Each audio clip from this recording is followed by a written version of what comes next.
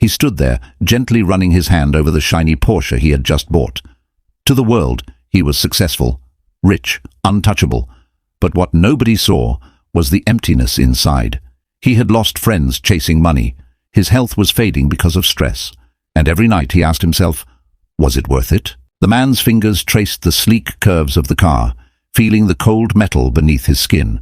He remembered the countless late nights at the office, the missed birthdays, the broken promises, all for this moment, to stand beside a machine that cost more than some people's homes. His reflection stared back at him from the polished surface. He barely recognized himself anymore. The bags under his eyes, the premature grey in his hair, the permanent frown etched into his forehead. Success had taken its toll, and he was paying the price. He thought back to simpler times when laughter filled his days and genuine connections warmed his nights. Now his phone was filled with business contacts, but not a single person he could call a true friend. The irony wasn't lost on him.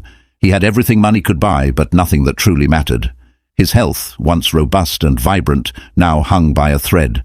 Stress had become his constant companion, manifesting in sleepless nights and a growing list of medications. The doctor's warnings echoed in his mind, but he had always pushed them aside, convinced that the next deal, the next acquisition, would finally bring him peace.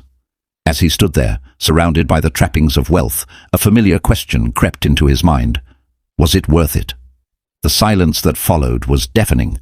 He had climbed to the top of the mountain, only to find himself alone, with a view he couldn't enjoy. You see, money can buy luxury, but it can't buy peace of mind.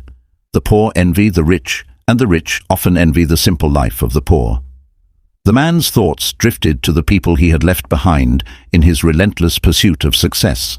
He remembered their genuine smiles, their contentment with life's simple pleasures. He thought of his childhood friend, who chose a modest life as a teacher. Last he heard, she was married with kids, living in a small house, but surrounded by love and laughter. He had scoffed at her choices back then, but now he wasn't so sure. The man's hand fell from the car, and he took a step back. The Porsche suddenly seemed less impressive, less important. He realized that all the wealth in the world couldn't fill the void in his heart or bring back the time he had lost. So here's the real question. Would you rather drive a Porsche with an empty heart or walk barefoot with true happiness? As the man stood there, contemplating his choices and the path that led him here, he began to understand that true richness isn't measured by the cars in your garage, but by the love in your heart and the peace in your soul.